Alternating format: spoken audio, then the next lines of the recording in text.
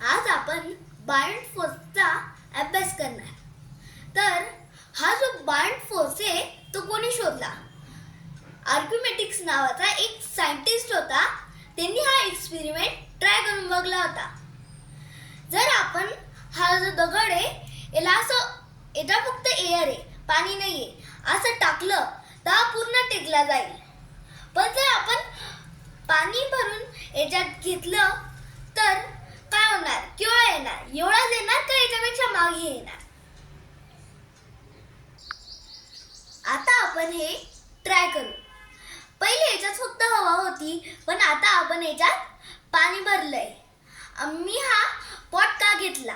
कारण की pot transparent राहतो आणि आपला एक्सपेरिमेंट पण पाहता येईल.